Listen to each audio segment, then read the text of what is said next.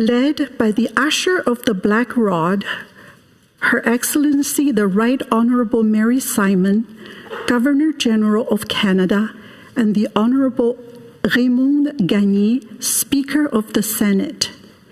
Guidé par l'UIC. Guided by the Usher of the Black Rod, Her Excellency the Right Honorable Mary Simon, followed by the Honorable Raymond Gagné, Speaker of the Senate.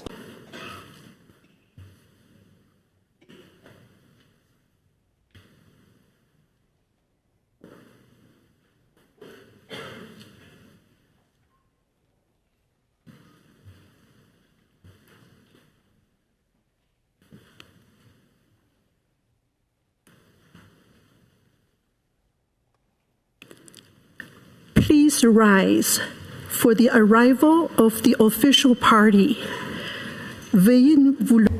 Please rise for the arrival of the official party. 起立，总督阁下和参议院议长在黑杖示。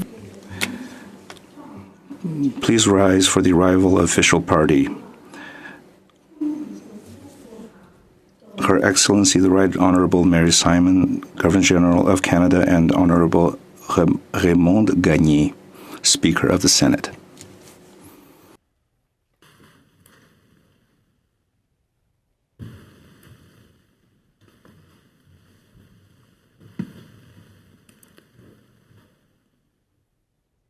Please be seated. Veuillez vous asseoir. Please be seated. Please be seated.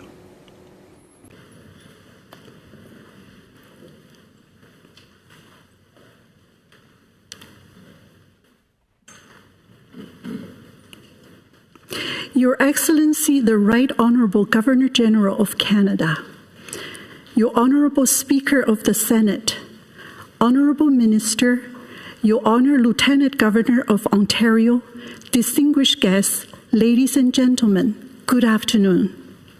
Votre Excellence, la Gouverneure. Your Excellency, the Right Honorable Governor General of Canada, Your Honorable Speaker of the Senate, Honorable Minister, Your Honor Lieutenant Governor of Ontario, distinguished guests, ladies and gentlemen, good afternoon. Your Excellency, the Right Honorable Governor General of Canada, Your Honorable Speaker of the Senate, Honorable Minister, Your Honor Lieutenant Governor of Ontario, distinguished guests, ladies and gentlemen, good afternoon. Whether you are here with us in the Senate chamber or watching from our live broadcasting, it is my great honor to welcome you on behalf of the organizing committee to this commemoration event marking the centenary of the passage of the Chinese Immigration Act, better known as the Chinese Exclusion Act. C'est un honneur. It's an honor and a special occasion to get together today to reflect on a somber chapter of the Canadian history and to celebrate the rich heritage from the Canadian Chinese community. I would like to, on behalf of the organizing committee, welcome everyone to this historical event.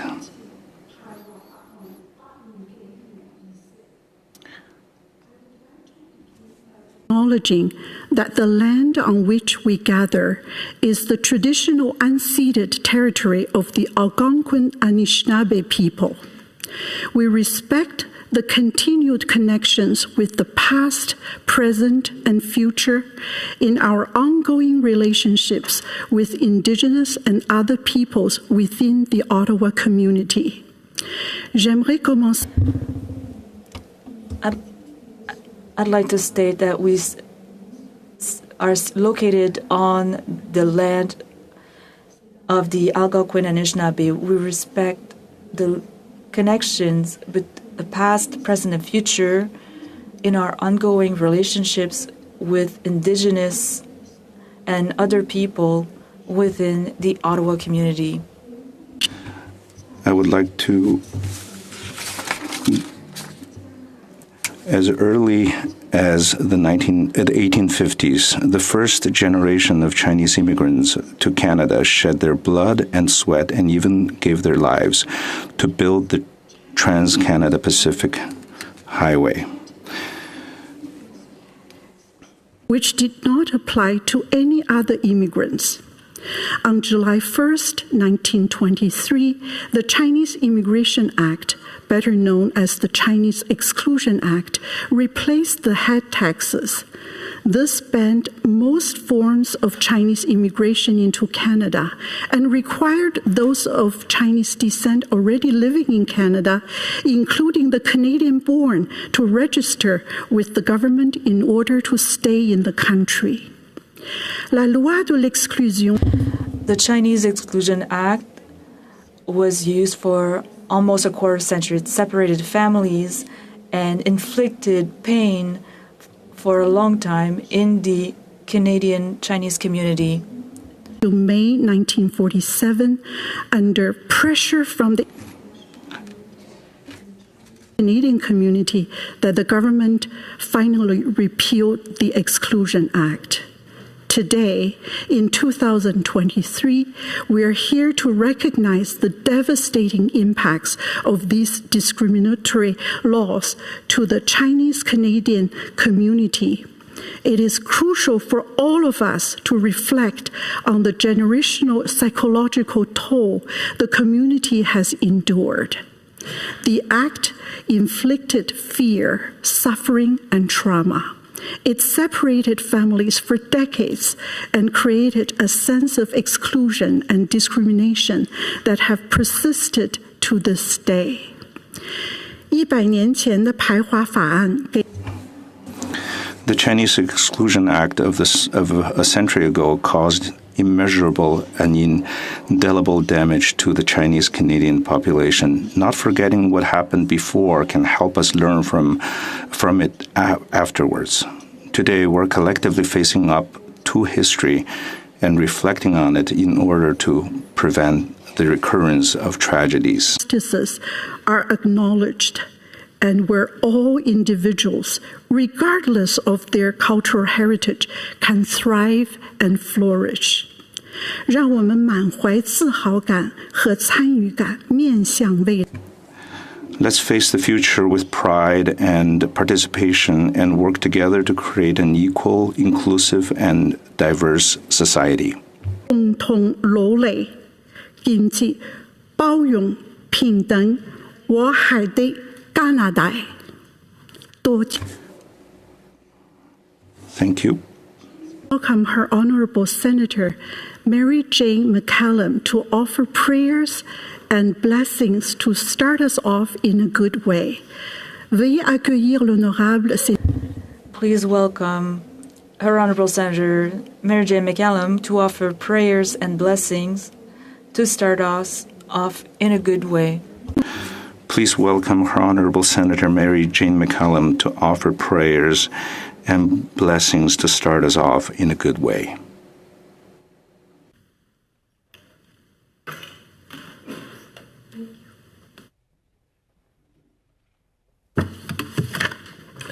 Thank you.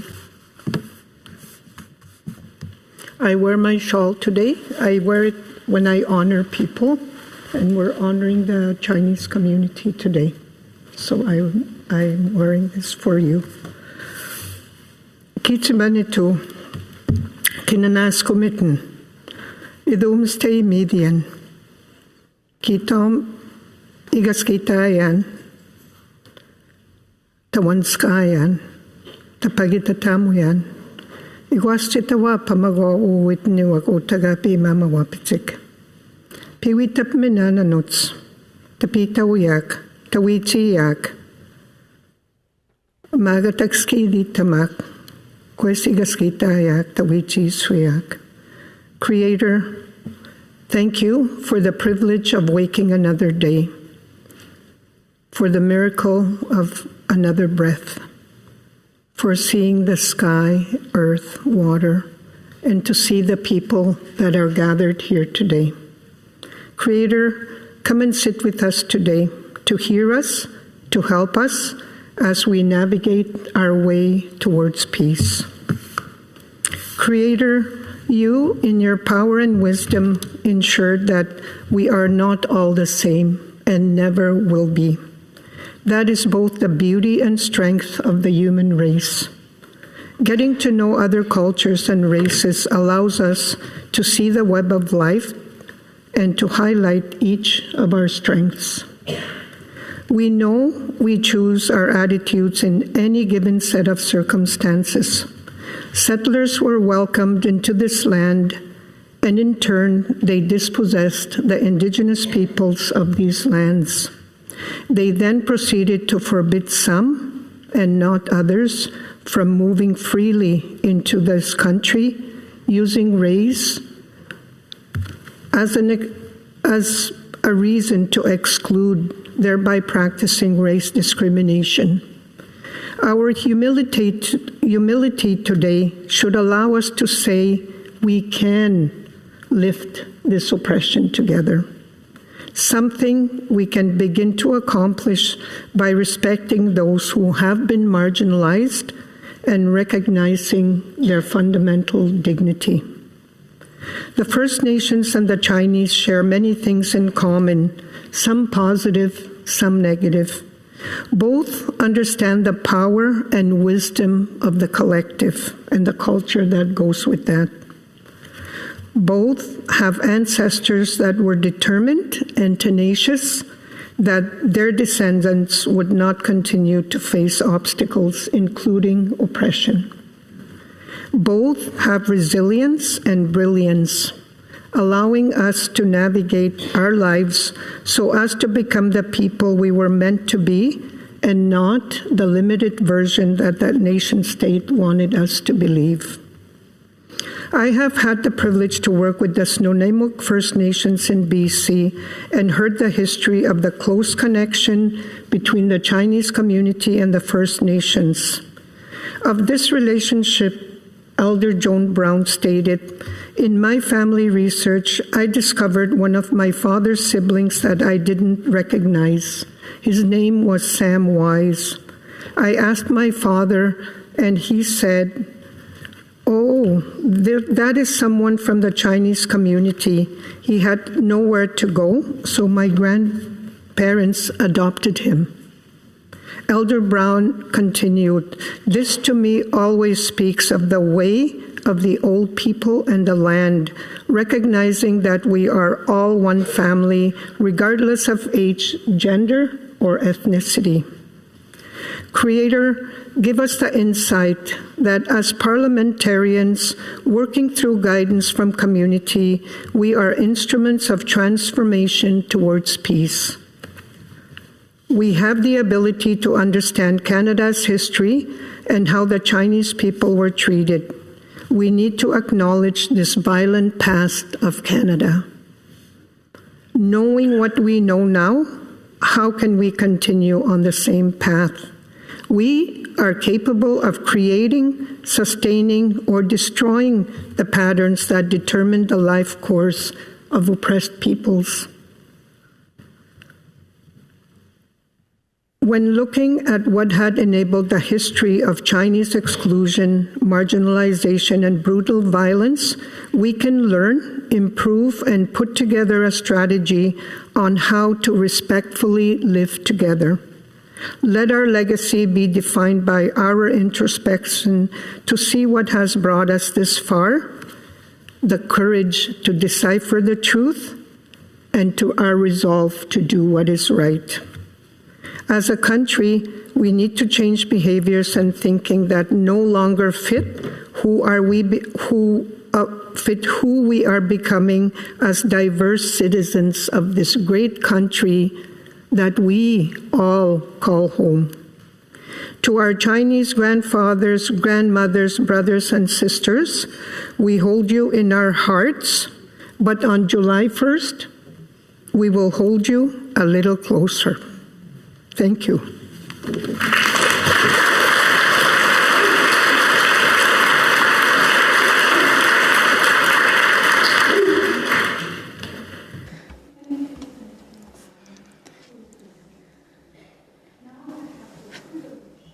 非常感谢您的讲话。现在我邀请我们的第一位原住民总督 Mary Simon 发表讲话。J'ai le privilège de donner la parole à son Excellence, la très... I have the privilege of giving the floor to the Right Honourable Mary Simon, the first Indigenous Governor-General of Canada. 讲话。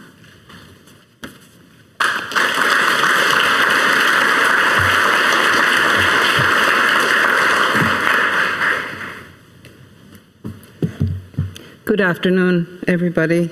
Bonjour.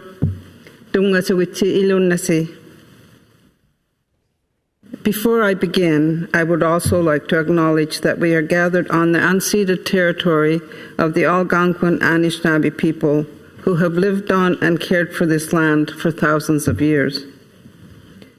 100 years ago, a law anchored in discrimination and intolerance came into effect. This was the Chinese Exclusion Act.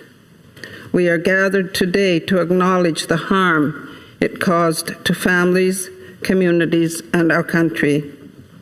Today, we add another chapter to Canada's true history in telling the stories of those who suffered as a result of racism. We are not rewriting the past, but giving a fuller picture of our history and our national narrative. It's about being inclusive. Nous sommes ici aujourd'hui pour reconnaître. We are gathered here to recognize the harm that this law caused to communities and to our country. Today, we add another chapter to Canada's true history. By this act, it left a legacy of hurt and harm that takes time to repair. But I am here today to help in that process. And part of that is to acknowledge all that Chinese Canadians have done and still do for Canada. In short, they helped build this country. They contribute locally, nationally, and globally. They are innovative and passionate, and they are dedicated to public service, as exemplified by my predecessor, Adrienne Clarkson, who served as Governor General from 1999 to 2005. I know some watching this broadcast remember firsthand the impact the Chinese Exclusion Act had on their communities. I thank you for continuing to fight and to raise your voices against injustice and discrimination. What we do today is part of reconciliation. What we do is improving relationships between all Canadians in learning the truth of what happened and acknowledging the harm that was done. We make room for healing and for renewed relationships between Chinese Canadians and other Canadians. It is an ongoing process to deepen understanding between peoples.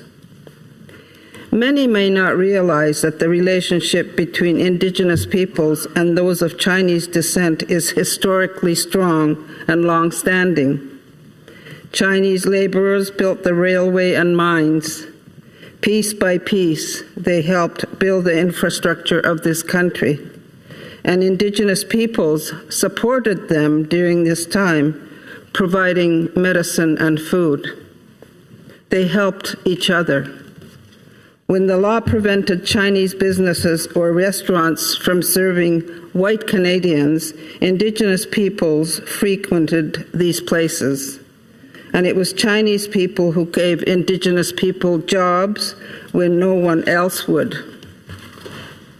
These acts of kindness and support between communities of different backgrounds and beliefs are, I believe, the foundation of our modern Canada, a more inclusive Canada, a Canadian focused on reconciliation. We must remember this as Chinese Canadians face renewed discrimination and racism.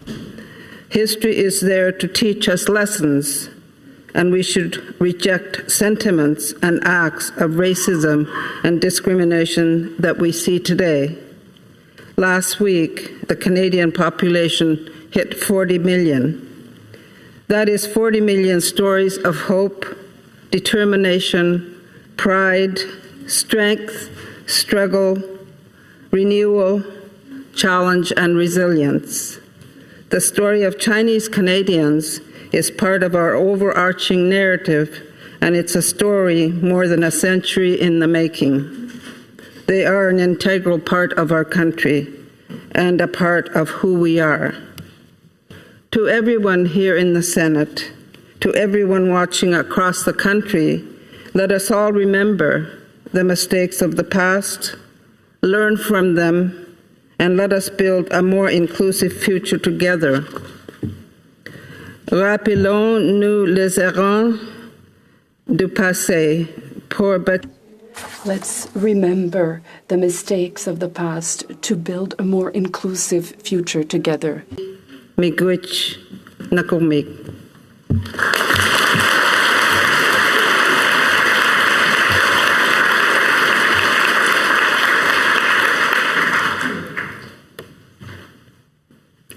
Thank you, Your Excellency, for your heartfelt message. I would now like to invite the Speaker of the Senate to the podium. Maintenant, je voudrais inviter la Présidente du Sénat. I would like now to invite the Speaker of the Senate to the podium, the Honorable Raymond Gagné. Raymond Gagné 女士讲话。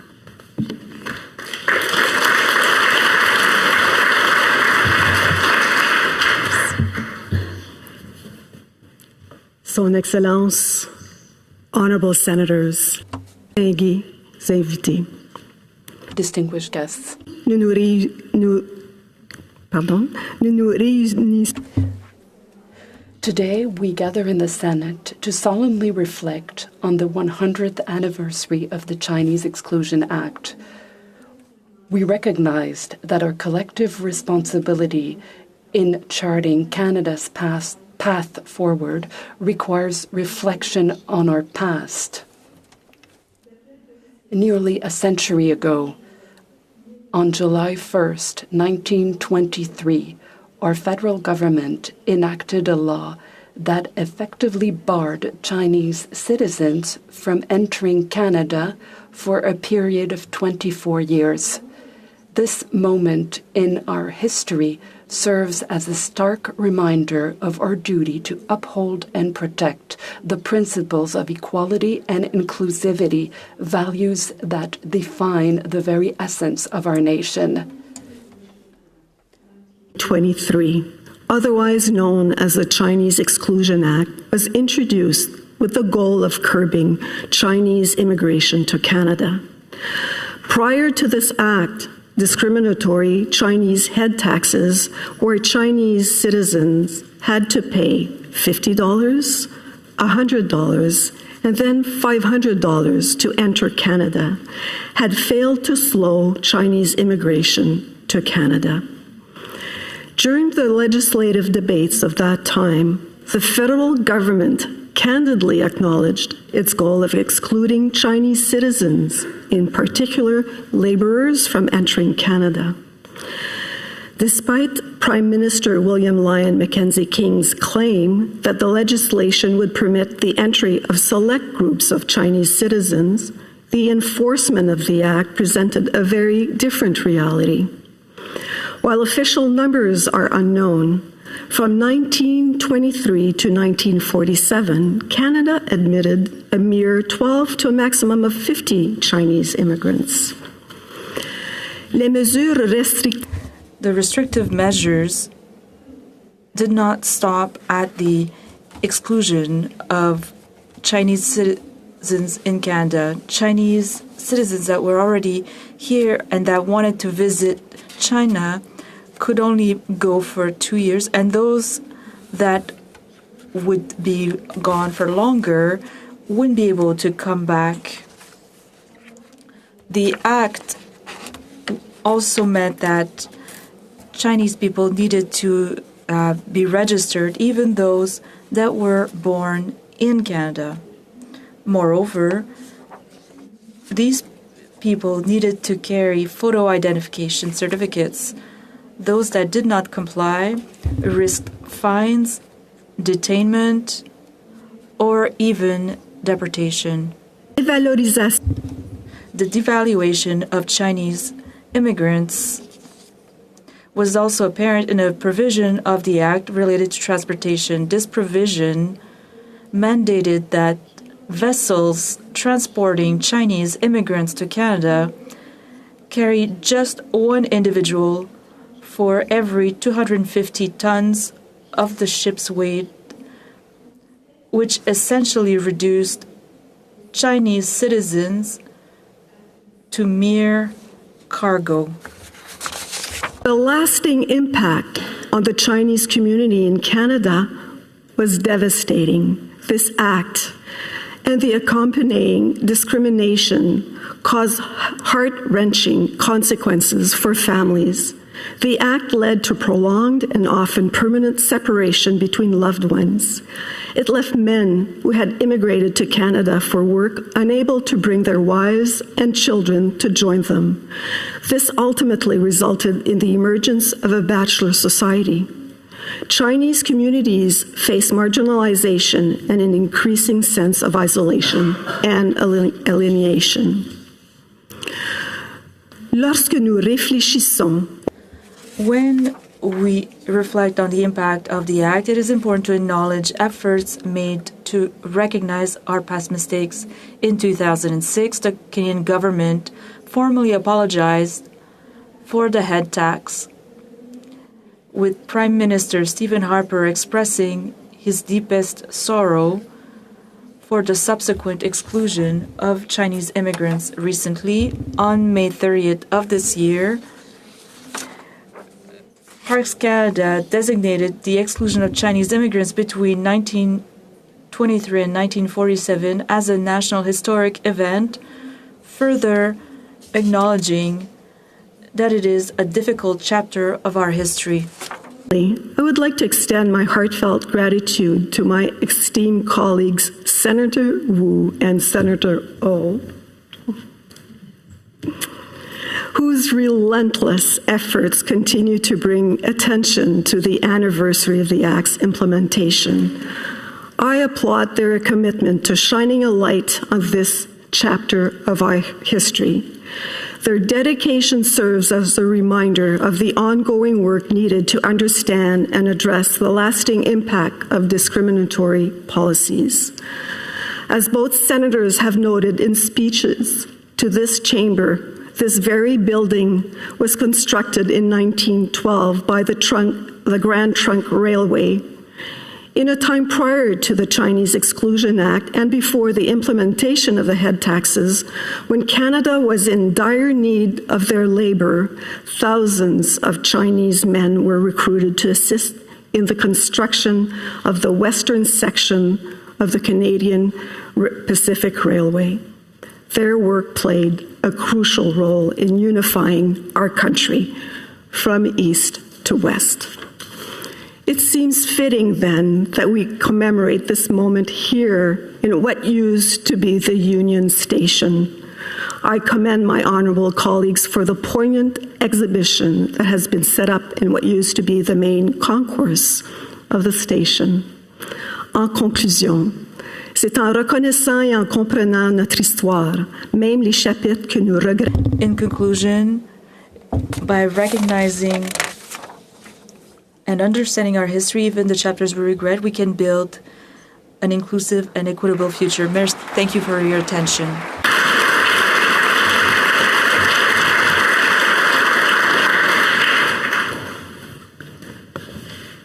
Thank you, Speaker Gagné, for your remarks. I would now like to invite the Honorable Mary Ng, Minister of International Trade, Export Promotion, Small Business and Economic Development, to the podium. J'aimerais inviter l'honorable discours. 有请加拿大国际贸 I would like to invite the Honorable Mary Wu, Minister of the International Trade, Export, Promotion, Small Business and Economic Development, to the podium.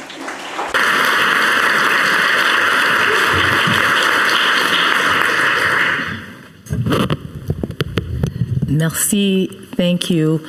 Good afternoon. Bonjour tout le monde. And let me begin by thanking the Senator and the Elder for starting us in a good way. And let me also acknowledge that I'm speaking to you from the traditional and unceded territory of the Algonquin and Anishinaabe people. And for those of us who are settlers or even immigrants to Canada, it's important to recognize that Indigenous peoples have always been here and have been the caretakers of this land, and that we all have a role to play in reconciliation. It's terrific to be in the Senate of Canada.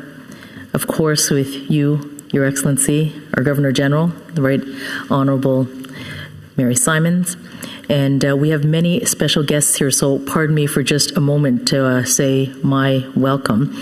Of course, we have Ontario's Lieutenant Governor, the Honourable Elizabeth Dowdeswell, who's here with us, senators who have done such a remarkable job at bringing your leadership to today's event. Thank you so much to both Senators Wu and Oh. And I also want to pay a particular hello to Dr. Vivian Poy, who I like to call Senator Emeritus. Because I want to thank Senator Poy for being a champion, for her leadership, and for her years and years of advocacy. And indeed, many of us today come to love and be fond of the month of May because we celebrate Asian Heritage Month, and it was during your leadership, Senator, that Asian Heritage Month came to be. And I have colleagues who are here, parliamentarians and MPs Jean Yip and Sean Chen and Wilson Mao, who are MPs of Chinese descent. So I wanted to welcome them, and of course all the parliamentarians, and certainly all the guests who are here, and of course Teresa Wu Pao of ACCT, which stands for Action Chinese Canadians Together, for your contribution in today's event. And for those who don't know, ACCT has brought their summit, their annual summit, to Ottawa. So welcome to Ottawa. It's terrific to have you. We are here today to mark the national official remembrance of the Chinese Exclusion Act. And 100 years ago, on July the 1st, in the House of Commons, where I and others serve, a new act was passed, a new law that called the Chinese Immigration Act, commonly known as the Chinese Exclusion Act. And it was a law that specifically targeted one racialized group, the Chinese, from coming to Canada. And during the 24 years that it was in effect, fewer than 50 Chinese people officially immigrated to Canada. It barred people like me, and it certainly barred many people like those in this room from coming to Canada. The Exclusion Act not only prevented new Chinese immigrants from entering Canada, but it also reinforced the negative stereotypes and prejudices against the Chinese community. And as a result, Chinese Canadians faced immense discrimination and racism during this period. They were subjected to discriminatory laws, racial profiling, and social exclusion. But Chinese Canadians didn't accept this discriminatory treatment silently. They organized and launched significant advocacy to repeal the Chinese Exclusion Act. It was a long and arduous struggle that required both the unity and the resilience of the Chinese community. Enfin, in 1947, the Chinese Exclusion Act was finally repealed. That was an important victory for the Chinese community in Canada. It allowed for the reunification of Chinese families, but it also began to pave the way for greater Chinese immigration to Canada, and successive waves of many in this room, including my own family, was part of that immigration to Canada. Today, there are some 1.8 million Canadians of Chinese heritage who call Canada home. As we mark 100 years since the start of the Chinese Exclusion Act, let us pause and remember the countless and invaluable sacrifices of those Chinese Canadians who paved the way for us today. Today's event is an important one in our history.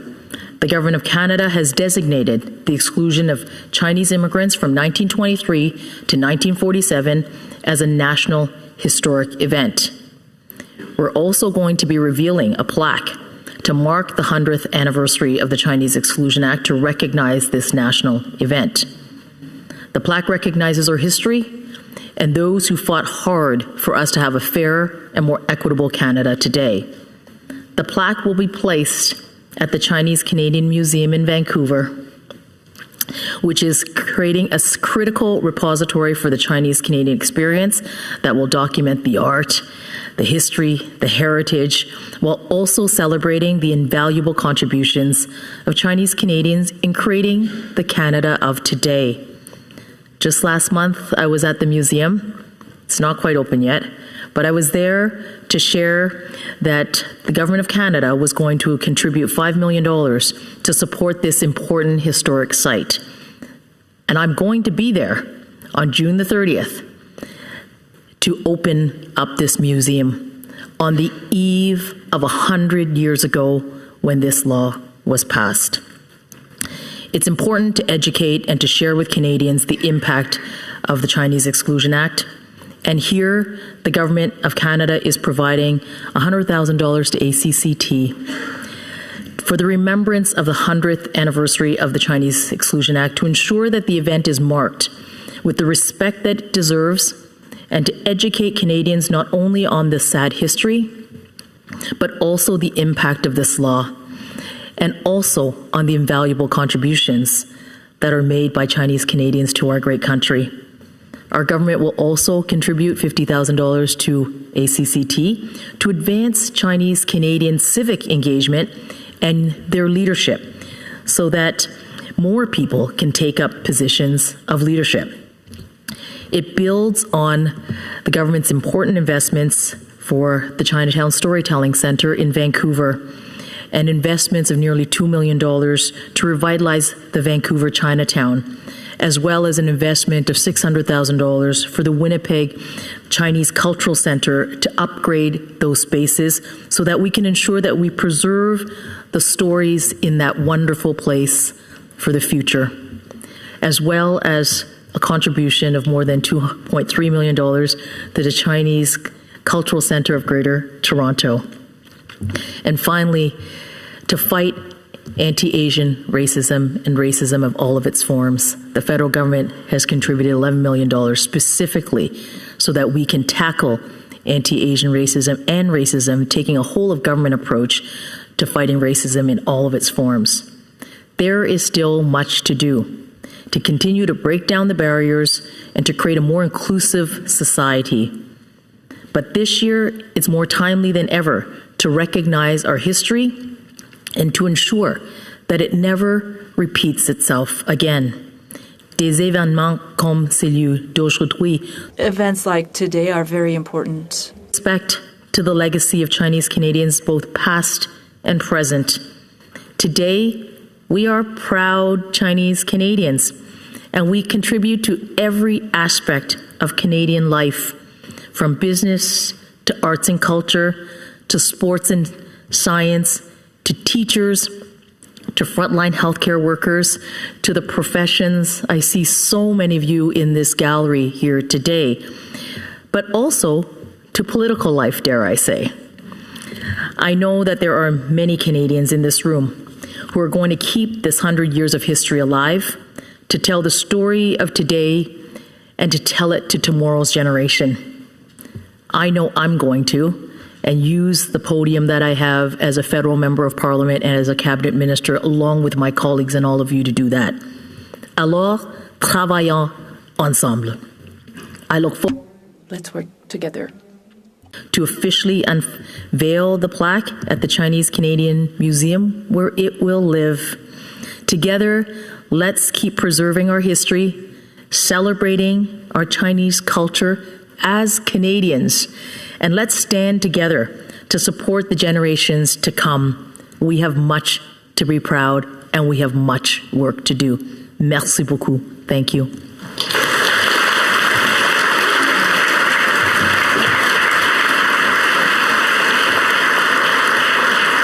Thank you, Honorable Minister Ng. Now I would like to invite Her Excellency Mary Simon, Honorable Raymond Gagné, Minister Ng, Ms. Teresa Wu Pao, Dr. Alway, Chair of the Historic Sites and Monuments Board of Canada, Professor Lloyd Wong, and Ms. Nadine Spence, Vice President of Parks Canada, to the front for the plaque unveiling. 请大家把目光集中在这里，让我 Please focus your attention. Please focus your attention here and let us witness the solemn and sacred moment in history as the plaque commemorating the centennial of the Chinese Exclusion Act is about to unveil.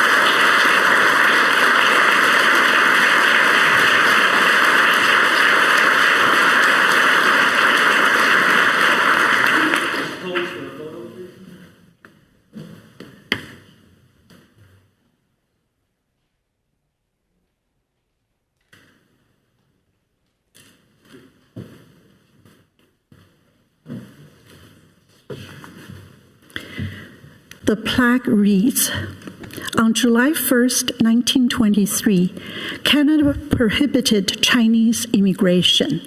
The Chinese Immigration Act 1923, Chinese Exclusion Act, was the culmination of anti-Chinese racism and policies, including the head taxes which it replaced.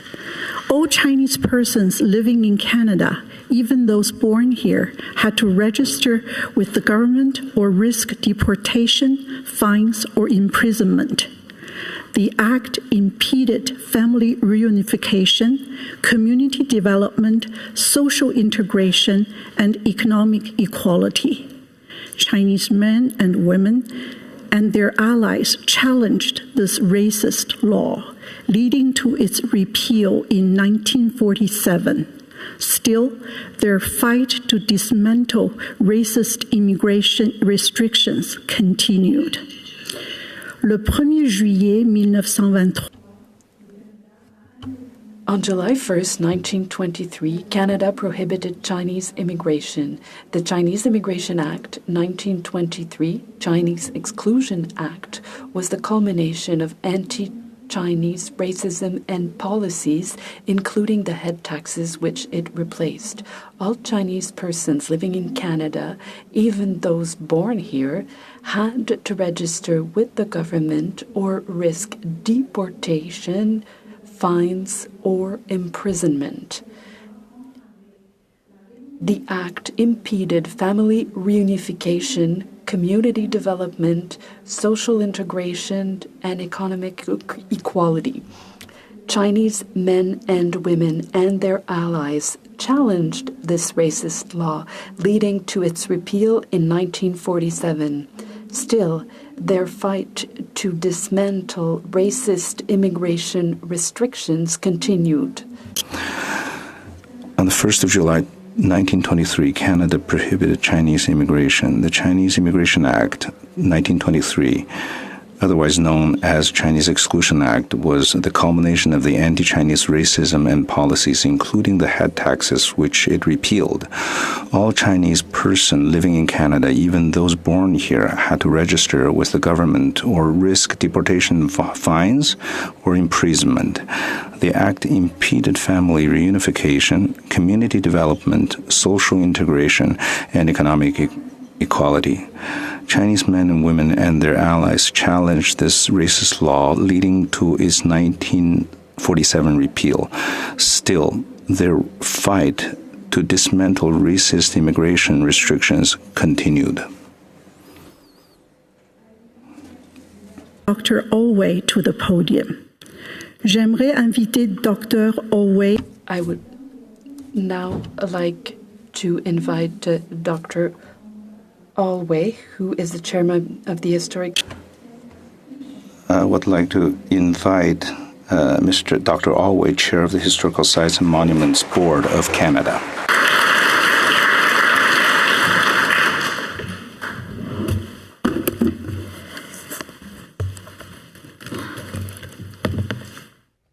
Your Excellency, Madam Speaker, Minister, Your Honor, distinguished guests, ladies and gentlemen of the streaming audience from coast to coast. Mesdames et Messieurs, le passé du Canada. Ladies and gentlemen, Canada's past is rich in characters and events of all kinds that have made our country what it is. As Canadians, our knowledge of this past, its successes and failures, enriches our understanding of the world in which we live. What we are doing this afternoon is, I think, very important to all of us as Canadians, to us as a people. Our own history and how we remember our past is important because it helps define the way we think of ourselves as a society. The straight fact is that history is to the nation as memory is to the individual. It gives meaning and context and identity. Without it, we simply can't know ourselves. But using it as a common foundation, we can perhaps together build a future bright with possibility. I'm asked to take just a moment to explain the work of the board to you. Created in 1919 and composed of representatives of all provinces and territories, the Historic Sites and Monuments Board of Canada advises the Minister of the Environment and Climate Change and Minister responsible for Parks Canada on the commemoration of nationally significant aspects of Canada's past. As a board, our agenda is in large part driven by public and interest and concerns as we respond to requests that people, places, or events be declared of national historic significance. So for over a century then, the installation of the familiar gold and maroon bronze plaques has been a cornerstone of the federal government's effort to formally commemorate those parts of Canadian history which have been recognized as having pan-Canadian or national importance. And over this period, around 2,000 plaques have been erected. This afternoon, we add to that number by recognizing the exclusion of Chinese immigrants 1923 to 1947 as an event of national historic significance, and through this ceremony, today, in the Senate of Canada, we draw this story to the attention of all Canadians. History, we know, is complex. And historical commemoration must be more than simply celebration in order to reflect the full reality of our national story. Designations can recall moments of greatness and triumph, but they can also help us to reflect on the more difficult moments of our collective past. The exclusion of Chinese immigrants after the passage of the 1923 Act represents one of the most negative and tragic chapters in Canadian history. It must not be forgotten, still less ignored. The clear intention of the legislation was to end Chinese immigration to Canada. And for 24 years, it succeeded. But through the continuing efforts of courageous and committed activists like Juan Alexander Cumio, Q. Doc Yip, and Jean Lum, and many others, in 1947, the Act was repealed. And when we think about it, we can see that Canada in 1947 was not the same country it had been in 1923 when the Act was passed. And the Canada in 2023 is not the same country it was in 1947. Canada changes. The country grows and evolves, and so too does our national story, as represented by our history. I would suggest that over the decades, the moral arc of this nation bends toward acceptance and equity and inclusion. They become fundamental values. Canada this past week has just celebrated Indigenous Peoples Day. June is identified in many communities across the country as Pride Month. I ask you, could either of those things have happened without first the successful fight culminating in the repeal in 1947 of the Chinese Exclusion Act? No, progress is not always linear. There can be pauses and diversions, but the direction is set, and it is constant. What we do this afternoon is to formally recognize a Canadian failure and a profound injustice. I think when we reflect, we can perhaps also do this within a broad context of growing hope for our collective future based on the record provided by the history of the past 8 decades. Thank you.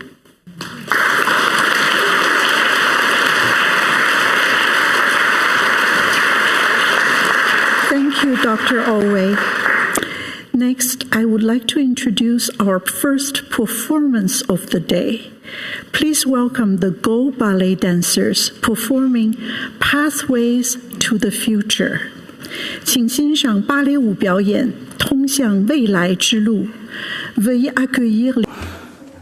Next, I would like to introduce our first performance of the day. Please welcome the Go Ballet dancers performing Pathways to the Future.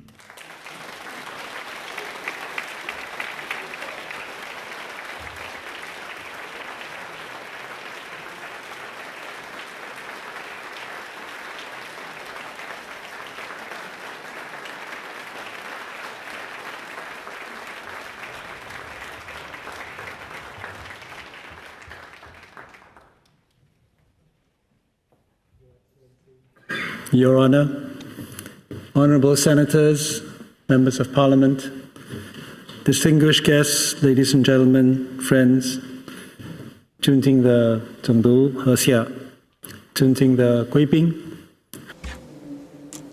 Distinguished guests, Your Excellency, Your Honor.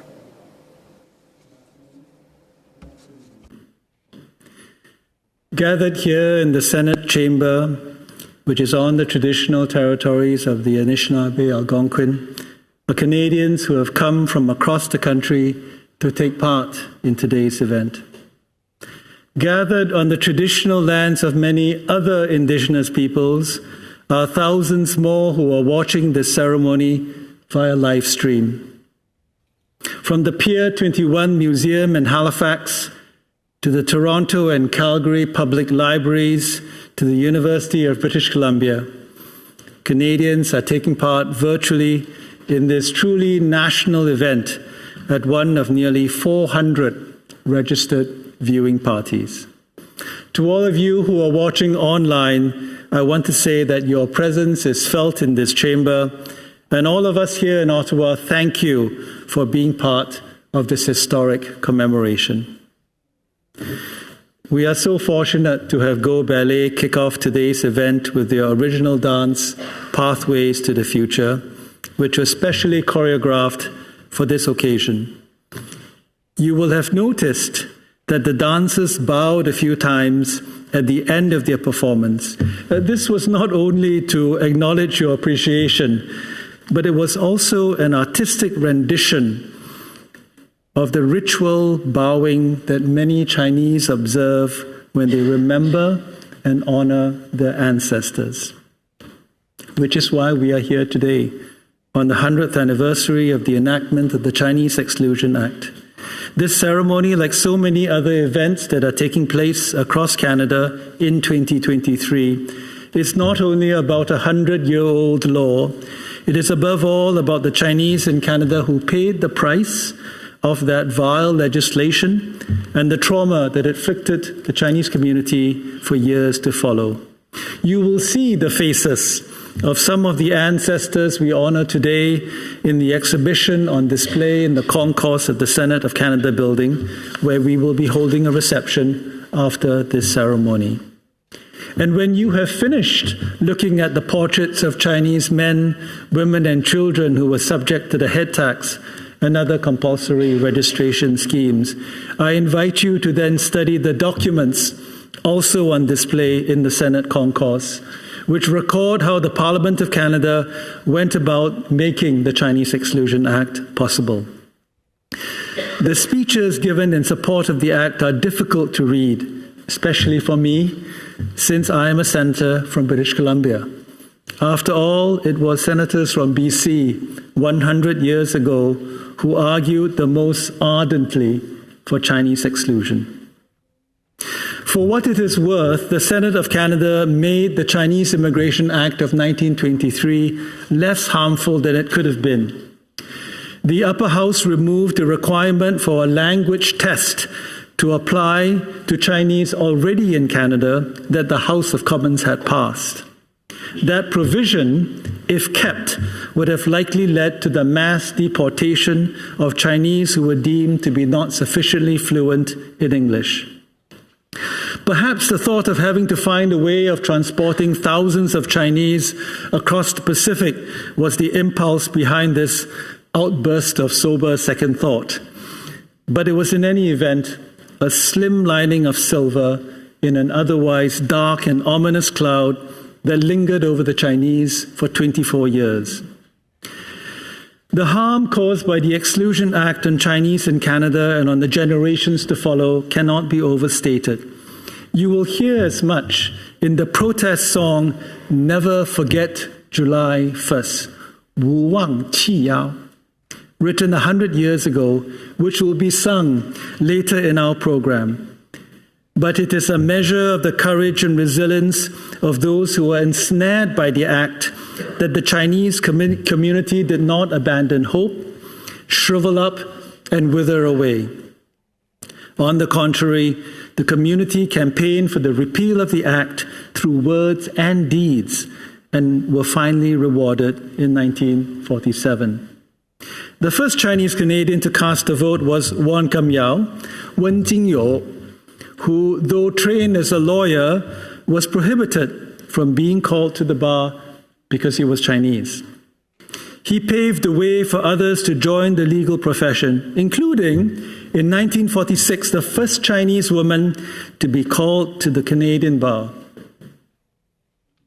Greta Wong, at the ripe young age of 102, is, I hope, watching today's ceremony by live stream.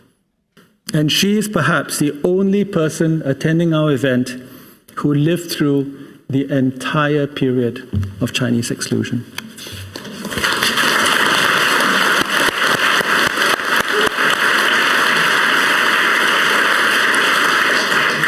There are times, though, when I wonder if the period of Chinese exclusion really is over. The recent sharp increase in racist acts against Chinese and other Asian Canadians should give us all pause, especially those of us who are the usual occupants of the seats in this chamber. The Senate, together with the House of Commons, got it very, very wrong 100 years ago, and it would be hubris to think that we couldn't get it wrong again. This ceremony, therefore, is fundamentally about looking ahead and looking out for the danger signs of contemporary exclusion against all modern targets of Canadian society.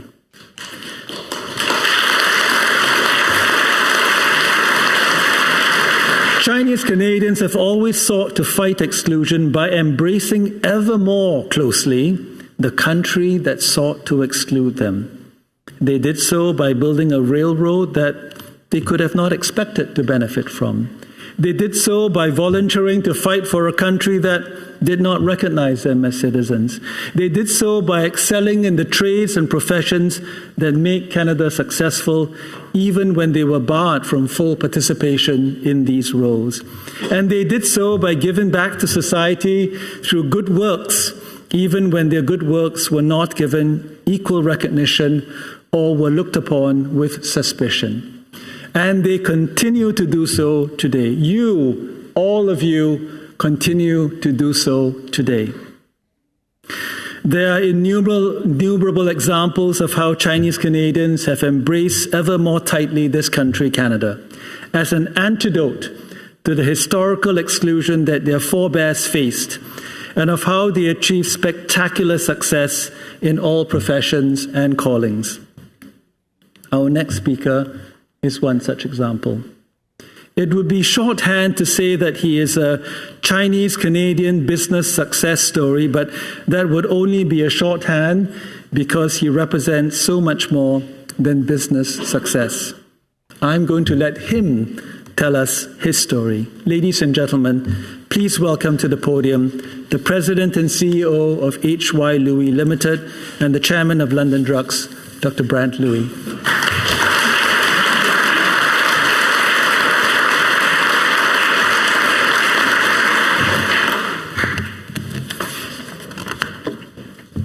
Your Excellency, Madam Speaker, Ministers, Honorable Senators, and distinguished guests. I'm very grateful to Senator Wu and to all of you for the opportunity to speak today. I am here today to tell you a story. It is the story of the Chinese who came to this country to seek a better life, just as all immigrants do. It began before this country was formed, and it continues to this very moment. My family story reflects the same journey thousands of Chinese have taken since arriving in Canada in the late 1700s. It is my privilege to be here today to acknowledge those people and to remember. Just as we do for anniversaries of other more somber occasions, we gather for reflection. We also gather bringing our collective experience so we can look forward together. I live by the idea that we forgive, but should never forget. That means moving beyond blame and rhetoric and finding new ways to think and act. We serve past generations and our history best when we heed their lessons. That is why it is important we have this national remembrance of the Exclusion Act of 1923.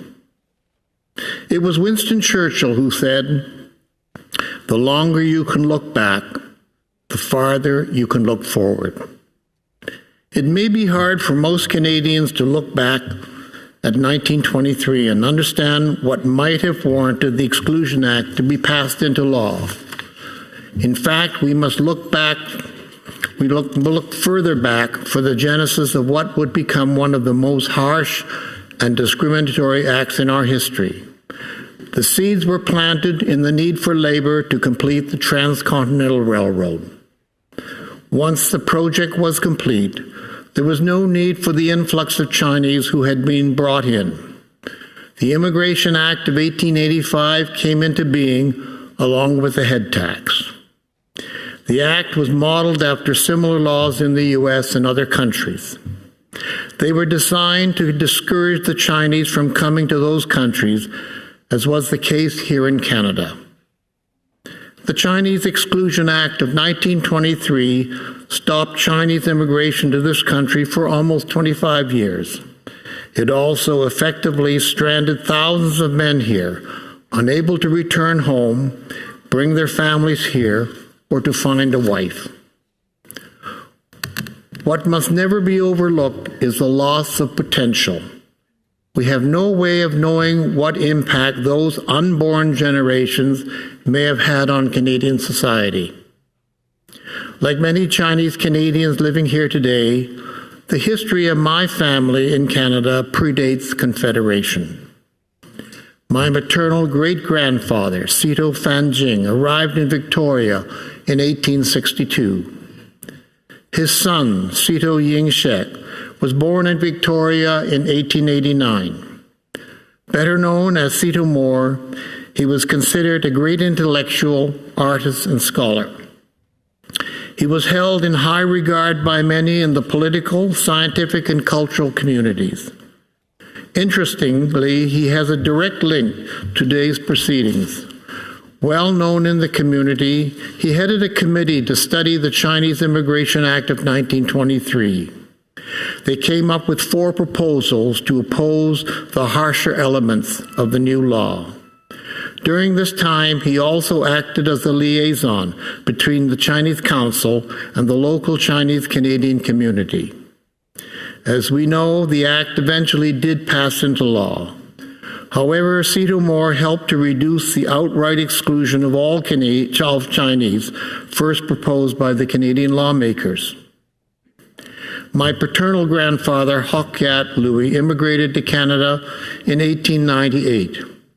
On arrival, as noted in his Chinese immigration certificate, he paid the $50 head tax. In 1903, 20 years before the Exclusion Act, he formed the H.Y. Louis Company, a family business and one of British Columbia's largest employers, still in operation 120 years later. Along with his Chinatown neighbors, he survived the race riots of 1907 and ongoing systemic racism to succeed and thrive As I stated earlier, the story of my ancestors is a story of countless Chinese in Canada. Despite efforts to deny them their rights and freedoms and human dignity, they had the courage to persevere and overcome their circumstances. Their story is Canada's story. And if we wish to say we are truly inclusive and a diverse country, everyone must be included. It is critical the story of the Chinese Canadians, like those of Indigenous people, be told fully and truthfully.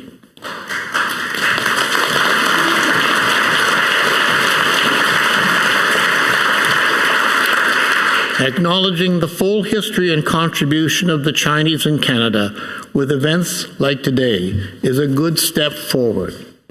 We must also take care to embed it in our educational system to ensure the lessons learned last well into the future.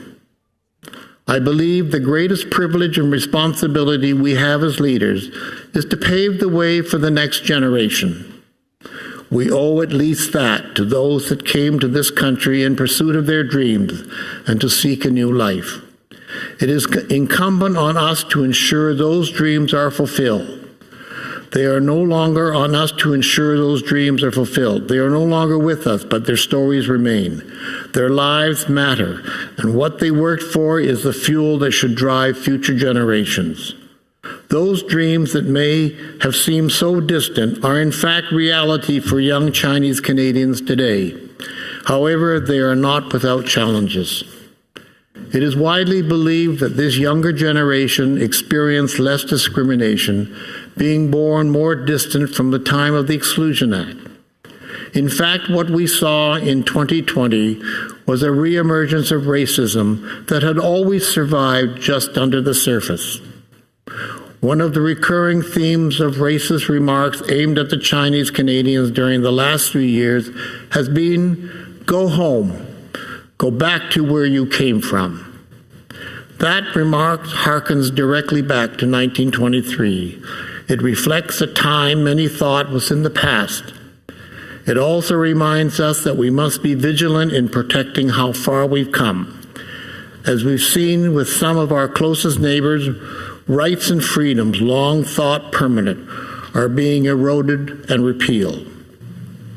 Facing enormous adversity often brings out the best in a community and a nation. Sadly, the worst can also emerge as we witness in the dramatic rise of racism over the course of the pandemic. Critical to Canada's future, it may have acted as a deterrent to young Chinese to follow a path to public office or seek leadership in business and the community. The myth of the so-called model minority still exists and has perhaps been exacerbated by events of the last few years. Encouraging young people to step forward should be encouraged in any way we can and with all the resources we can muster. The story of the Chinese who came to this country to seek a better life began before this country was formed, and it continues to this very moment. I believe a community and a nation is created by the stories it tells about itself. For too long, many of our stories have been untold, ignored, or overlooked. I believe it is vital to our future that we understand our past. We create that understanding only when we acknowledge our entire history. It is important that all Canadians are educated on all aspects of Canada's history, even the parts that are darker. By acknowledging the events of 1923, we shine a light on the challenges, sacrifices, and the extraordinary contributions of generations of Chinese Canadians. I remain optimistic we can find ways to move forward positively, to build the kind of future all Canadians are promised. To accomplish that, we must be informed by our history, but not defined by it. As a nation, we have long prided ourselves on our commitment to multiculturalism and inclusion. However, recent events tells us we still have a long way to go. If you will allow a metaphor, Canada is akin to becoming the owner of an old house. We didn't build it, but as the current owners, we have the responsibility to fix what is needed. Canada's reputation has been that of a peacemaker, a country of inclusion. Some say a mosaic, but a mosaic only reveals its true beauty when it is seen as a whole. The possibilities exist for us to reimagine a Canada that includes all histories and all peoples equally. There is a famous saying that tells us, success is not final, failure is not fatal. It is the courage to continue that counts. We must have courage. We must continue. Our future depends on it. Thank you.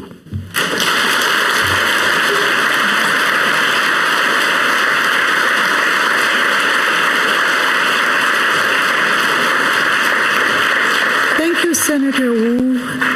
Thank you, Dr. Louis. I would now like to invite former Senator Vivienne Poy to the podium. J'aimerais inviter l'ancienne sénatrice Dr. I would like now to invite former Senator Vivienne. I would like to invite former Senator Vivienne Poy to the podium. She was the first female senator of Chinese background in the Canadian Senate. Thank you.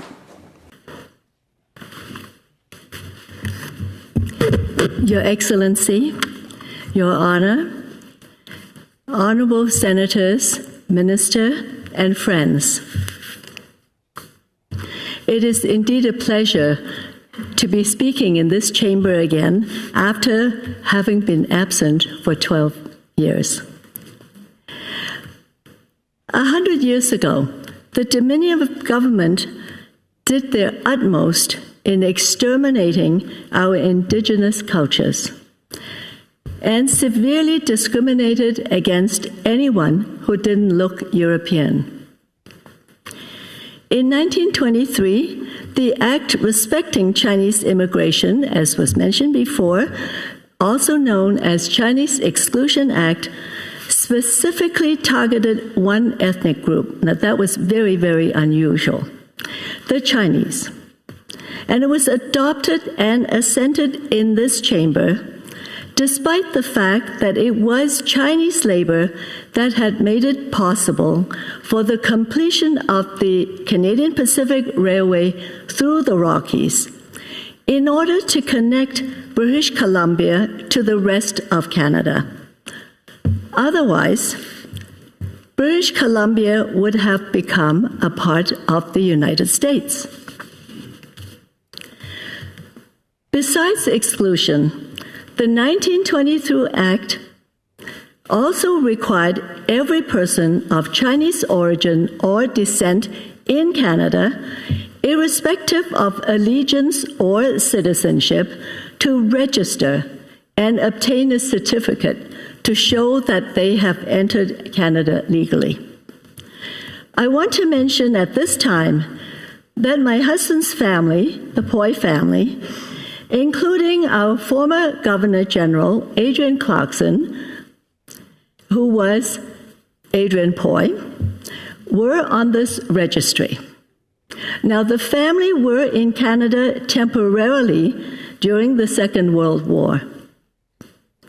And in 1947, if the Chinese exclusion had not been repealed, the Poy family would have been deported from Canada. A more humane Canada began after Canadian soldiers had fought Nazism, fascism, and Japanese imperialism in the Second World War. Canada started to accept refugees from Eastern Europe. Chinese exclusion was repealed, and in 1948, Canadian John Peters Humphrey drafted the Universal Declaration of Human Rights, which was unanimously adopted by the United Nations General Assembly. This was the Canada I knew when I came to study at McGill University in 1959. Over the next half-century, laws and regulations began to gradually reflect a more just society. And in order to adapt to labor needs, Canadian immigration slowly opened to populations globally. Today, Canada is a very different country from what it was 100 years ago, as Dr. Alway had mentioned. As an immigrant-welcoming country since 1967, it is knowledge and skills that are the requirements for immigration and no longer the color of our skins. In order for our country to prosper and be a leader among nations, Your Excellency, Your Honor, Minister, Honorable Senators, what happened 100 years ago to the Chinese must never be allowed to happen again to any group in Canada.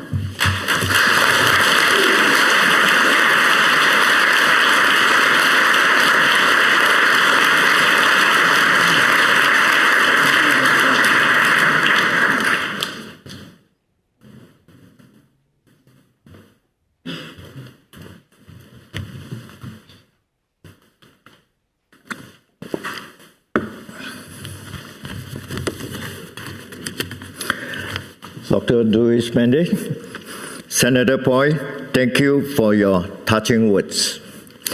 It is a privilege to have you both joining us for today's ceremony. Your Excellency, Mary Simpson, Your Honorable Elizabeth Dowley, colleagues, senators, distinguished guests, ladies and gentlemen, 今天我谨代表 I, on behalf of Canadian Parliament, I would like to extend my welcome to all brothers and sisters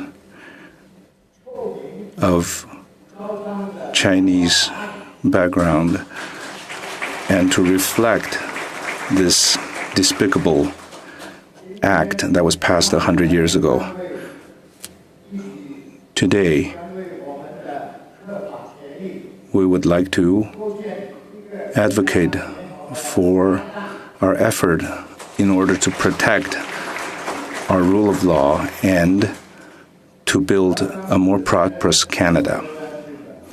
As an ethnic Chinese senator for Ontario, it is the honor of a lifetime to speak to you on this remarkable day of remembrance. Today, we commemorate the centennial anniversary of the Chinese Exclusion Act. In the very chamber that approved the legislation 100 years ago, the provisions of the Chinese Exclusion Act is not lost on the minds of our guests, both in person and virtual. Among us, we have direct descendants of head tax certificate holders, Canadians, whose very existence was threatened by the exclusionary nature of the Act. Neither effects of this law affects our community even to this day. For its perpetuated system inequality that prevented Chinese Canadians from proposing with the educational and professional opportunity of other Canadians. Nevertheless, as I gaze up upon the Red Chamber today, I see resilience, determination, and above all, I see hope. Through our strength and grief, we steadily dismantled and overcame many of the system hurdles set against us. Please look around this chamber. You will find Chinese Canadian parliamentarians, public servants, academics, and business people. Successful Canadians at the top of their fields, rightfully recognized from coast to coast to coast. I see hope because we are joined by fellow members of the Chinese Canadian community. On this momentous occasion, to reflect upon the sacrifices and celebrate the success of our communities. We have come far, my friend, and how bright and our future continues to shine. Finally, I just want to draw your attention to the upcoming performance of the song Never Forget July 1st. The song, whose author is unknown, was written as part of protest songwriting contest organized around the time of the enactment of the Chinese Exclusion Act. For today's ceremony, we will have the honor to listen to the song with a brand new score composed by the Winnipeg-based composer Ashley Au and performed by a choir assembly under the direction of Mr. Chin Ki-yang, especially for this occasion. Tomorrow, June 24, I invite all of you to join me to attend a peaceful rally organized by the Ottawa Chinese community to mark the 100-year anniversary of the Chinese Exclusion Act at the Parliament Hill, just a walking distance from here. And I hope you will enjoy today's show. Thank you. Merci beaucoup. 谢谢. McCrick.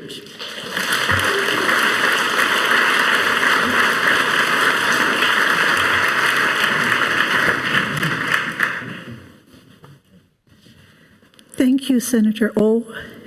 Next up, please welcome our National Remembrance Ceremony Choir. La chorale va maintenant chanter « N'oublions jamais ». The choir will now sing. Please welcome our National Remembrance Ceremony Choir, bringing a song called Do Not Forget July 1st.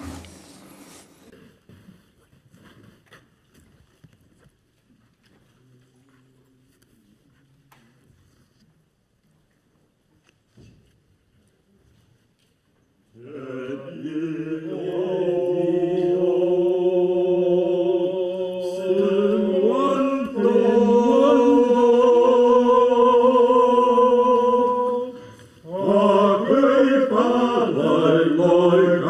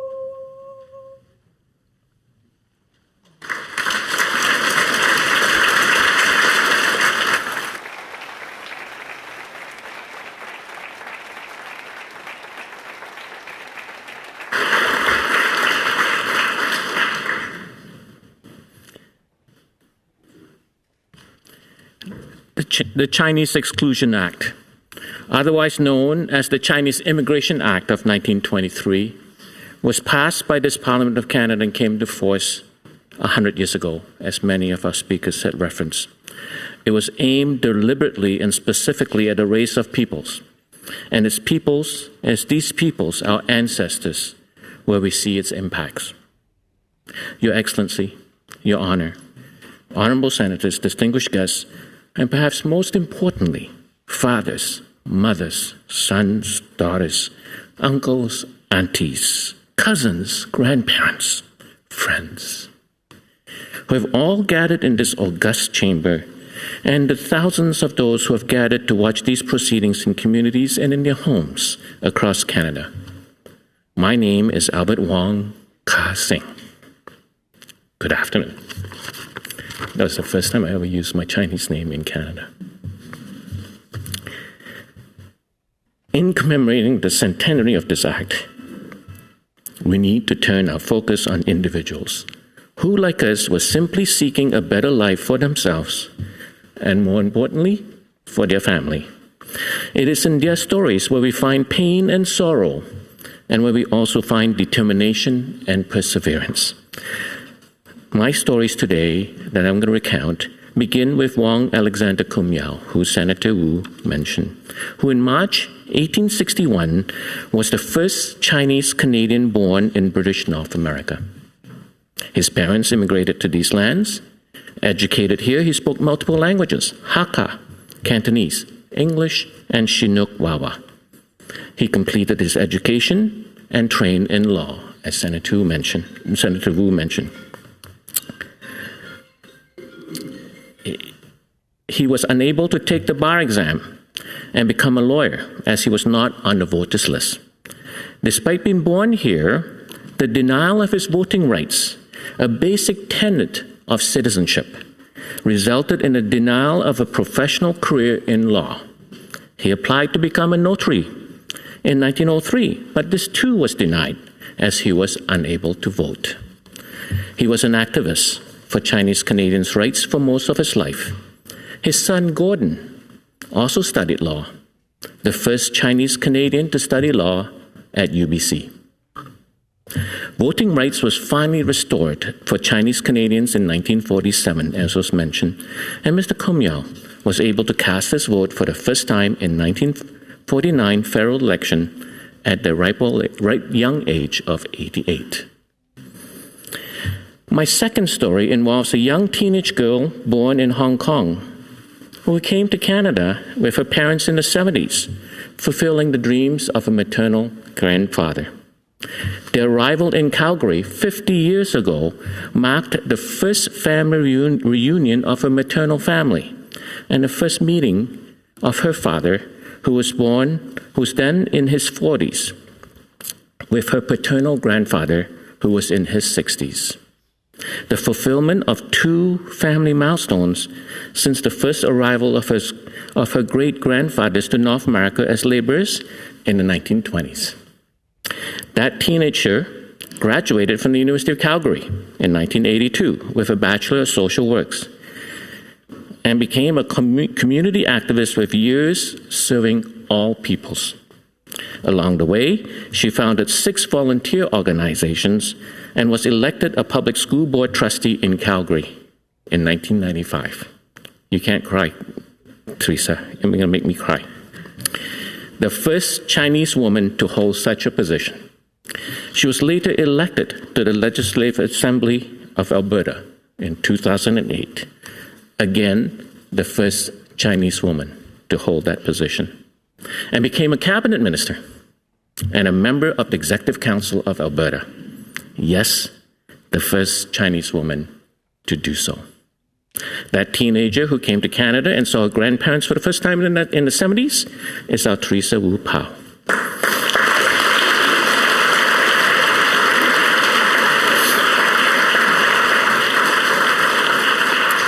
And she's now the chair of ACCT Foundation and the chair of the Canadian Race Relations Foundation. Thank you, Teresa. My final story I will tell you today is that of a man whose story almost never started. Well known in the Chinese Canadian community here in Ottawa, Mr. Bill Zhou, standing over here.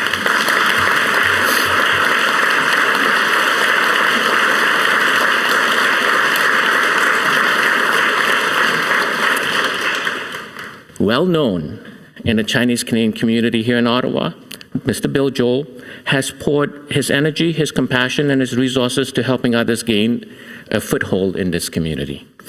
His father, Shang Zhou, first arrived in Ottawa sometime between 1915 and 1916. He opened Zhou's Laundry and Cleaners at Slater Street. In 1919, he went back to China and married Kai Wen Zhang. However, they could not afford her passage to Canada at that time, and so the husband returned to Canada to earn sufficient money to pay for his wife's passage. This finally happened, and Mrs. Zhou was on a ship bound for Canada in 1923. She was caught by the Chinese Exclusion Act, which was implemented while she was at sea. And as she arrived, it was only through the intervention of a church and members of the church that she was allowed to land and join her husband, becoming one of the last to pay the head tax. Bill was born in 1929. He's a giant in the Ottawa Chinese Canadian community, co-founding the Ottawa Chinese Community Service Center, the Ottawa Restaurant Association, and the Kiwanis Club of Rideau. He got involved with Project 4000, sat on 2 committees, and the planning board, and was director of the Board of Trade for Ottawa. He raised hundreds of thousands for Chinese senior residents on Florence Street and a special floor for Chinese seniors in the Glebe Center. And when you go along Somerset Street, you will see the magnificent Chinatown Arch. Bend down and look at the stone base, and you will see Bill and June Zhou's name printed on as the top-tier donor for this project. Ladies and gentlemen, Mr. Bill Zhou.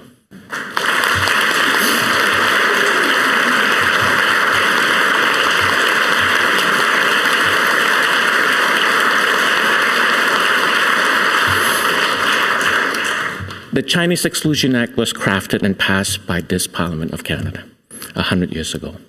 And it was repealed 24 years later. And it was repealed as caused in large measure by the resilience of those who were the very target of this act.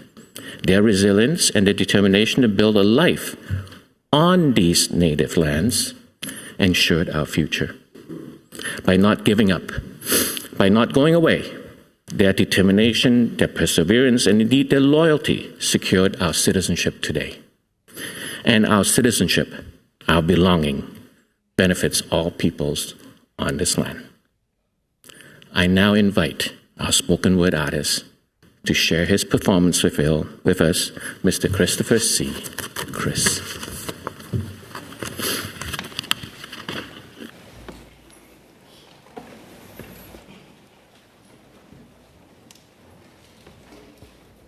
What do I have to do to be accepted? I'm always looking in from the outside. Jean Lum, Order of Canada. I still remember wet, hot Quebecois summers, wandering the kitchen of Gong Gong's restaurant, tracing my finger on stainless steel countertops, sliding my feet on slick tile floors, a child, dodging the frenzied bodies of distant relatives, all of them my great-uncles, all of them Toisanese, shouting at each other in slurred village dialects of the Heung Ha, small men with big wok hei, slinging fried rice and chicken balls with fierce abandon. Outside, a dining room of people wait impatiently for their lunch specials. Désolé, quelques minutes de plus, my grandpa repeats in broken French over and over, his smile tired bright, his eyes a disappearing horizon, always searching east, always pointed home. Did he know that coming to Canada would turn out this way? That he would live out the rest of his days scraping by, serving his culture deep fried and assimilated.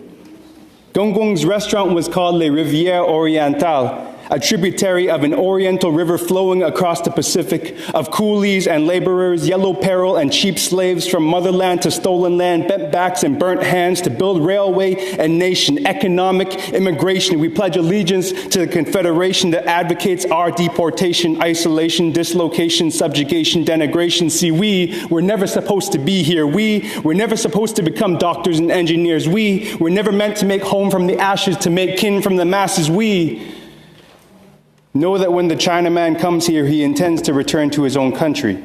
He does not bring his family with him. He is a stranger, a sojourner in a strange land. He has no common interest with us. John A. MacDonald. When my great-great-grandfather landed in 1880, I wonder if he could read the signs posted on street corners that said no Chinese or dogs allowed. Or did these foreign scribbles amuse him, inspire him in his struggle? All of our elders in their journey to the West, what pain did they endure? What shame remained obscured? What names did they take to survive? When Stephen Harper apologized to head tax survivors, there was no refund for those who could never afford it. What is the cost for countless families split down the middle like steamed pork buns? Family trees pruned far too soon. What reparations for the lonely only caught between generations, a Western creature with Eastern features, forever a foreigner, a sojourner in a strange land? Is there a credit for this rootlessness? Can I invoice for that dissonance? They called us the paper children, and how apt. Our identities so fraught, so fragile, so as to collapse, fly away on the wind, big guest energy. See, we have been here long enough to realize that we can never be here long enough. Our mother tongues will always be too foreign, our food too pungent, our ambition too overzealous. There will always be someone older stock. And if a Chinaman dies in a railway tunnel and a CPR foreman isn't around to record it, does he make a sound? Does the ground open up to welcome him? Our ancestors lie tucked away in rockfall deposits. Their skeletons are the skeletons in democracy's closet. Can you hear them? Can you see us now? They say we are our ancestors' wildest dreams. But what of our ancestors' nightmares? It's been 100 years since you legislated our discrimination. What has changed? Third, fourth, fifth generation still estranged. Our elders go to their deathbed still ashamed. Our young ones born in this country still constrained, still told to go home, still spit on at bus stops, still virus, still spies, still foreign interference. We have never been allowed people. But today we stand and we scream for every face that looks like me, every kid who's ever pulled their nose bridge to make it taller, every time they mocked us because our eyes are smaller. This is for our elders, both alive and remembered, for their lessons, the tough and the tender, for our full names, past and present. May they be pronounced and may they be respected. For every chink in the national fabric, every nip in the winter wind of prairie towns and northern hamlets coast to coast on stolen land, every small town jade garden and dragon cafe, every gentrified Chinatown and rusty railway, we are here. We have been here far longer than the past 100 years. So child, when they tell you to go back where you come from, tell them you come from elbow grease and laundry bleach, from broken English and MSG. hunchback elders and paper sons, you come from a history of resistance, backbones and persistence, resilience and commitment. Tell them you belong. Tell them we belong. Show them your hands. These are the same blistered fingers that once clutched railway hammers, that form fists and family alongside our native relations. Feet bound by tradition, but forever forging forwards in lockstep recognition that freedom comes towards us in 100 years. Let us not look back again and mark what's left undone, but instead how far we've come, the fights we have won, and the sum of our people standing proud and equal. The past is the past, let this be the sequel. No longer ashamed and no longer illegal, but proud, unrelenting, and home.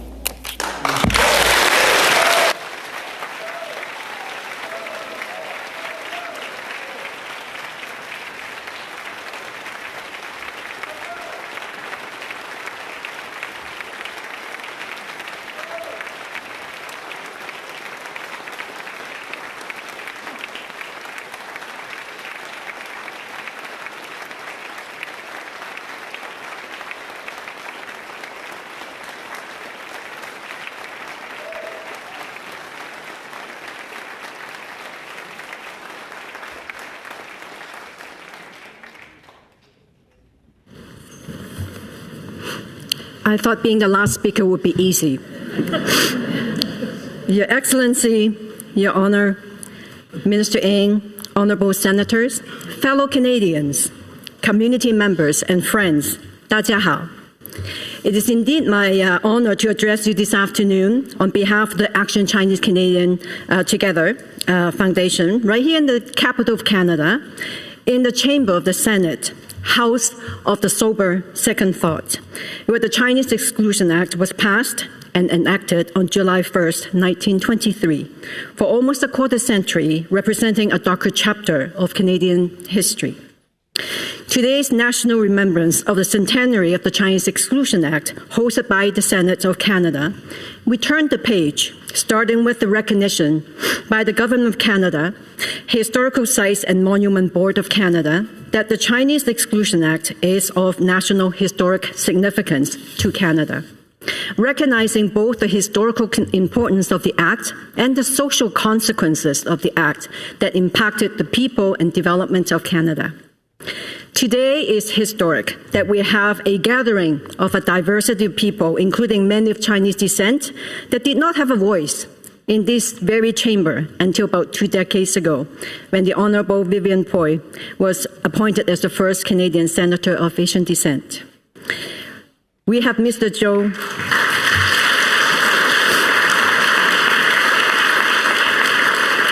We have Mr. Zhou, a living member from the Exclusion Act era, representing the immense resilience of the community. Mr. Brand Louis, representing the Louis family that have served and supported Canadians for 7 generations.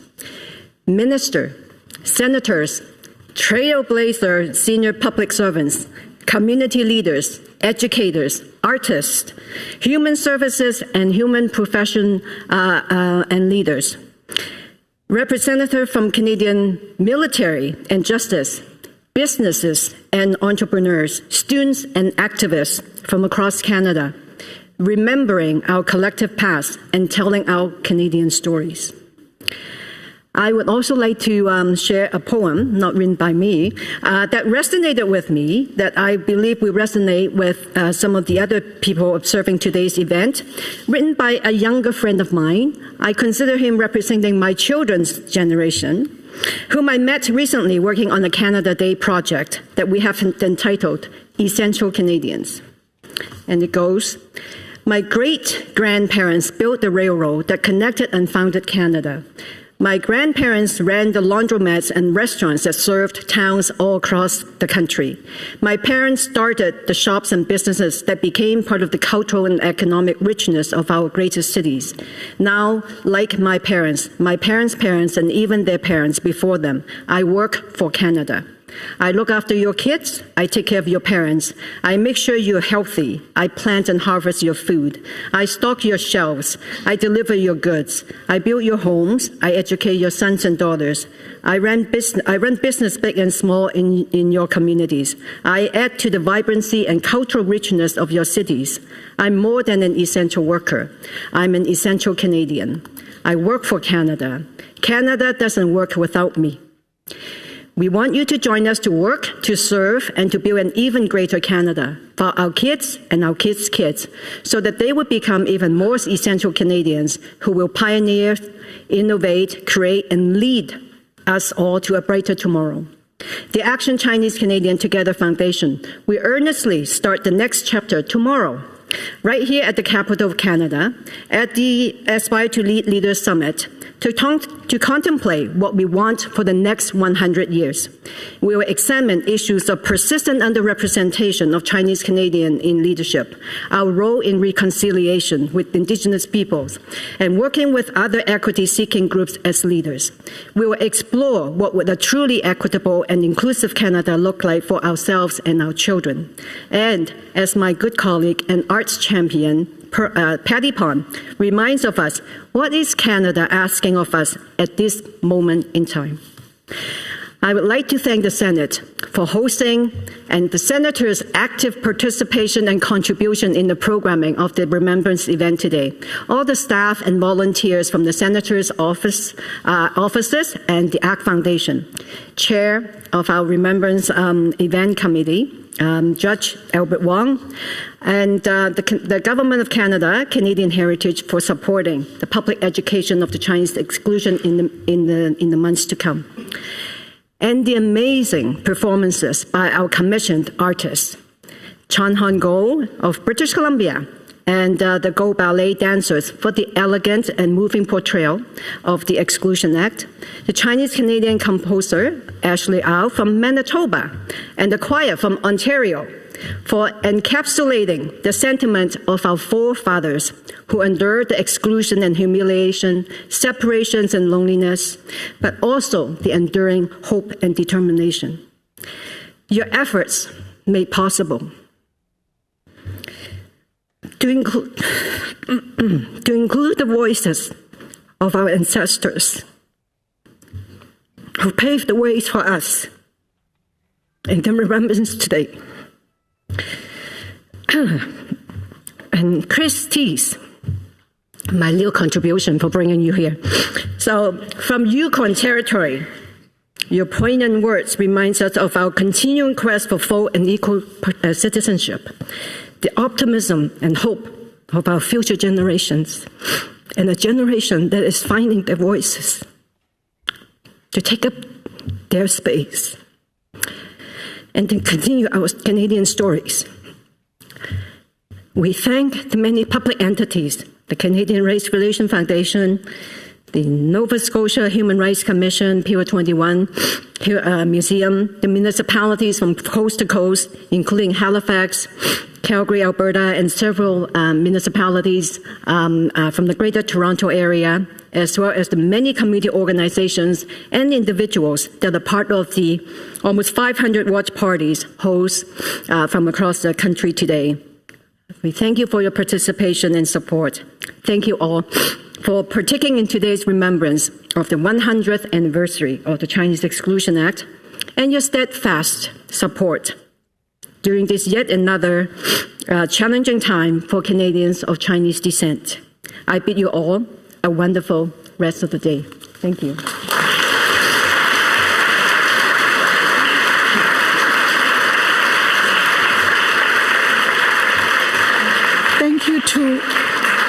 Thank you to all of our speakers for bringing such important messages to us. Now I would like to re-invite Go Ballet dancers to the front for their performance of Unspoken. 请欣赏 Go Ballet 舞团表演无言。 I'd like to re-invite Go Ballet dancers to the front to perform Unspoken.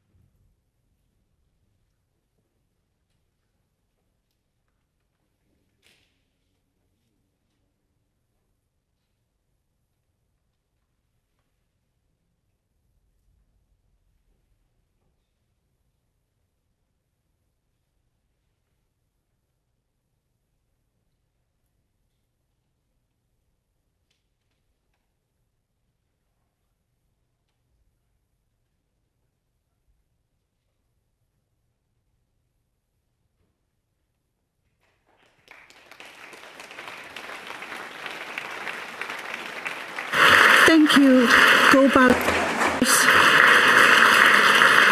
Incredible performance. Now, for those who are able, please stand for the singing of the Canadian national anthem. Pour conclure, to conclude this ceremony, please stand to sing the national. Please rise to sing the Canadian national anthem.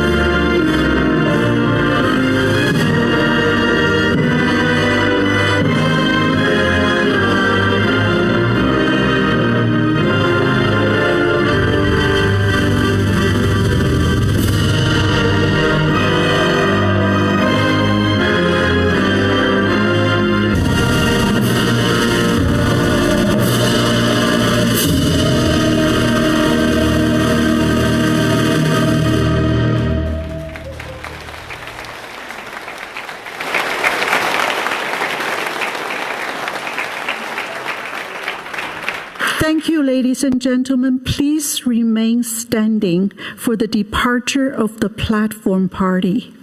Mesdames et messieurs, merci beaucoup. Veuillez rester debout pour le départ du cortège de la tribune officielle.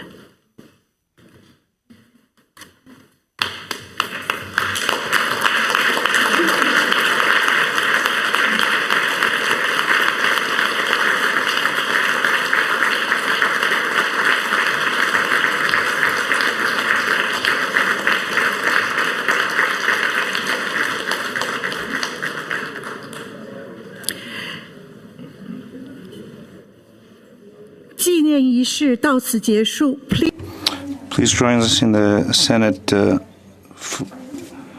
foyer for the reception. Our commemoration is now ended.